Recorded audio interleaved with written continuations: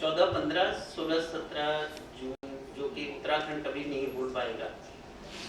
ये वो समय था जब पूरा दिन रात बारिश चल रहा था और पूरा दिन भी अंधेरा था। पूरे मूसलाधार बारिश पूरे उत्तराखंड में हो रही थी और किसी ने सोचा भी नहीं था कि ये इतनी बड़ी तबाही लेकर के उत्तराखंड में आएगा।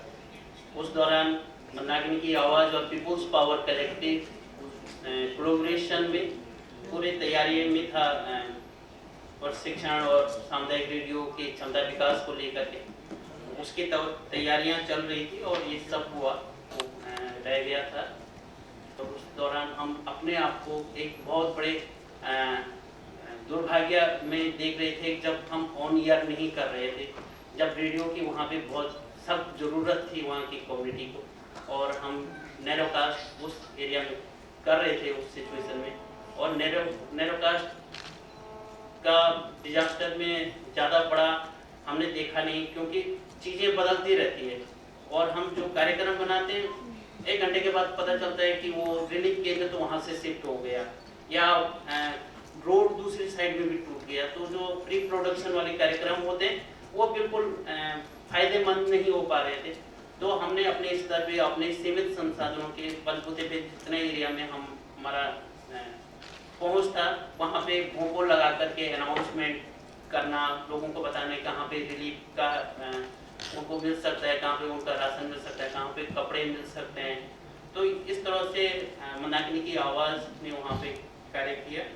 तो मंदाकिनी की आवाज़ ने लोगों की जो स्टोरी थी उसको शेयर किया, BBC के साथ शेयर किया, टीवी चैनल्स के साथ शेयर किया। कम्युनिटी को अभी जो सबसे ज़्यादा ज़रूरत है वो रिलीफ का है, उनका सांत्वना देने का है। तो फिर हमने थोड़ा रेडियो वाला पक्ष को थोड़ा साइड रखा और फिर लोगों के रिलीफ के साथ हम जुड़ गए। लोगों के राशन का सपोर्ट, लोगों के कपड़ों का सपोर्ट, और जो अपना नेटवर्क मंदाकिनी की आवाज़ का था उनके साथ पूरे शेयरिंग ये सारी सूचनाओं का किया कि यहाँ पे लोगों को इस तरह की ज़रूरत है, और फिर उस नेटवर्क के थ्रू से लोगों को राहत का मंदाकिनी की आवाज़ ने किया। सामुदायिक रेडियो का एक बहुत बड़ी भूमिका है कि लोगों के काम को, जो लोग सामूहिक रूप से जो काम कर रहे हैं उनको भी कार्यक्रमों में हम लोग सम्मिलित करें तो कम्युनिटी का हौसला बढ़ेगा, उनका मनोबल बढ़ेगा। वास्तव में वहाँ के लोगों का पता चला। और दूसरा ये था कि लोकल में हम लोग बात कर रहे हैं, वहाँ की भौगोलिक परिस्थितियों से वाकिफ हैं, तो ये भी था कि गांव की एक सही तस्वीर सब लोगों के सामने जाए। ये एक प्रयास हम लोगों ने भी किया था। और उससे ज्यादा नजदीक में शायद मंदाकिनी की आवाज़ से भी हमारे नेगी जी यहाँ पर हैं, वो बिल्कुल केदारनाथ के नजदीक हैं, तो उन लोगों के अनुभव हम लोगों से शायद ज्यादा होंगे। तो मैं तो यही कहता हूँ कि जो लोकल मीडिया है, जो कम्युनिटी रेडियो है, वो कम से कम जब ऐसी स्थिति आती है तो आम लोगों के साथ मिलके वास्तविकता का पता लगाने में एक कारगर टूल हो सकता है। और दूसरा, जितना आसानी से वो लोकल भाषा में अपनी बातों को शेयर करते हैं, शायद वो एक टीवी और कैमरे के सामने उतनी खुल के वो बातें नहीं कर सकते। दूसरा ये भी है कि हमने फोन किया कि आप केदारनाथ की कौन सी जगह में हैं, तो लोगों ने कहा कि हम बद्रीनाथ से आगे जोशीमठ में हैं। और हमने वहाँ उनसे पूछा कि क्या स्थिति है, तो उनका कहना था कि अभी जहाँ जरूरत है शायद वहाँ लोग पहुँच ही नहीं रहे हैं। कैमरा है, बहुत सारे इंस्ट्रूमेंट हैं, उनको लेके इतनी दूर वो भी नहीं जा पा रहे जहाँ लोगों को जरूरत है। बहुत सारा ये भी है कि लोगों ने मीडिया में देखा होगा, बहुत सारे चित्र भी आपने टेलीविजन में देखे होंगे कि लोगों ने 100 रुपए की पानी की बोतल जो है नहीं 10 रुपए की 100 रुपए में बेच दी।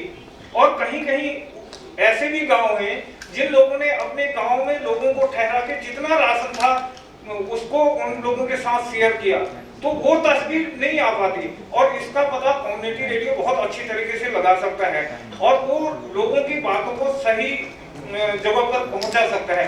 ये मेरा छोटा सा एक अनुभव है। हालांकि हम लोगों ने इसमें बहुत ज्यादा काम नहीं किया, लेकिन एक सशक्त टूल के रूप में हम कम्युनिटी रेडियो को देख सकते हैं। धन्यवाद। लोगों को इंफॉर्मेशन देने के लिए कुछ भी रास्ता नहीं था, क्योंकि ऑल इंडिया रेडियो एक ही था। तो रेडियो आजकल किसी का पास तो नहीं है, वो लोग कैसे सुनेंगे। हम लोग जो रेडियो दिए थे सिर्फ हमारी जो फ्रीक्वेंसी है उसको सेट करके दिए थे। तो हम लोग क्या किया ना, जितना इंफॉर्मेशन कलेक्टर साहब से आया सबको हम ब्रॉडकास्ट करने लगा। तो हर 30 मिनट्स का अंदर जितना जानकारियाँ है तो सब हम ब्रॉडकास्ट कर दिए। तो लोग थोड़ा अलर्ट हो गए। फिर भी हमारा जो लिसनर क्लब का वॉलेंटियर थे, उन क्या क्या गांव में क्या क्या जानकारी है वो भी देते थे उसी टाइम में, उनको भी हम शेयर करने लगा। फिर सबसे बड़ा मुसीबत हमको लगा तो साइक्लोन शेल्टर का जो रिपेयरिंग, सब दरवाजा विंडो वो सब टूट गया था। तो गवर्नमेंट ने रिपेयरिंग किया नहीं था, तो उसी टाइम में कैसे होगा, लोग कैसे रहेंगे। तो हम लोग रिक्वेस्ट किया रेडियो का माध्यम से जितना वॉलेंटियर वो गांव में जितना कारपेंटर थे उनको लगा के उसको रिपेयरिंग किया। तो उसी टाइम में फिर एक बड़ा चीज़ है रिलीफ का, एक जिस जगह पे रिलीफ सेंटर खोला था गवर्नमेंट ने खोले थे, तो उनका इंफॉर्मेशन रेडियो का माध्यम से दिए थे। क्योंकि हमारे पास एक जनरेटर लगा के हम सब, वो तो करंट तो नहीं था ना, वो तो जनरेटर लगा के उसको इंफॉर्मेशन दिए, लोग उसी हिसाब से वो रिलीफ सेंटर को भी आए थे। साइक्लोन का बाद जो प्रॉब्लम आ गया उसको के बहुत चैलेंज था। वो उसी टाइम में स्नेक बाइट एक बड़ा प्रॉब्लम था, क्योंकि साइक्लोन फ्लड का बाद स्नेक बाइट का जो मेडिसिन है वो तो अवेलेबल भी नहीं था। तब फिर लोग को बताया, जगह जगह में रिलीफ सेंटर मेडिकल कैंप करके वो तो स्नेक बाइट का मेडिसिन, मलेरिया, डायरिया वो सब हमारे लिए बहुत चैलेंज था। क्योंकि वो 3 दिन का बाद करंट आया, 3 दिन का पहले करंट नहीं था। तो हम लोग ने रेडियो का माध्यम से जानकारी, वो लोग को जानकारी दिया, बहुत लाइफ सेव किया। हमारा लिए पहला चैलेंज था लाइफ सेव करना है।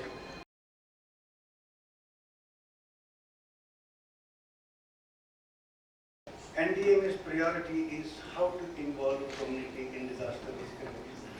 Disasters are ultimately, it is a local level, first when we talk. It's a local phenomenon, and in case of any disaster emergency, before any government machinery or support reaches outside help, gets galvanized, it is the community which has to respond immediately, as the community plays the role of first responder. It is critical that there is adequate awareness and preparedness at the community level, especially amongst the most vulnerable set of communities residing in the most vulnerable areas of our country.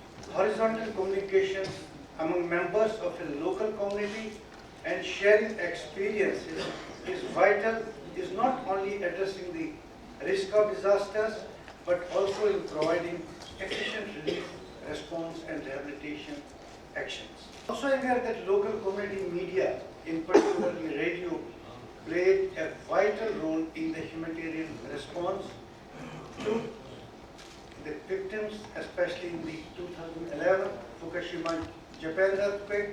When disaster strikes, it is almost impossible to contact people living miles from urban or rural areas who cannot be reached by telephone or any other communication.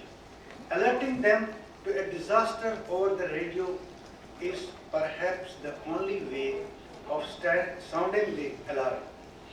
It is in this context that the participatory media such as community radio, produced and managed by local communities, are proving to be a vital tool in regions which are prone to chronic disasters. Finally, the use of radio for dialogue need not to be restricted to the community level. The platform can be used to get messages from one community to other.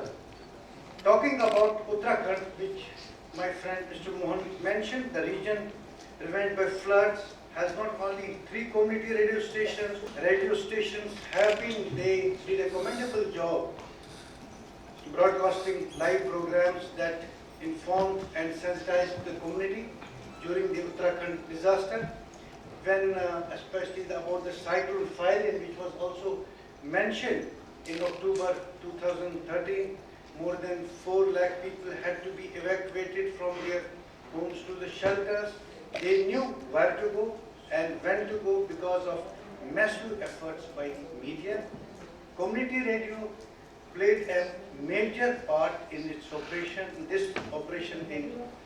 during the firing.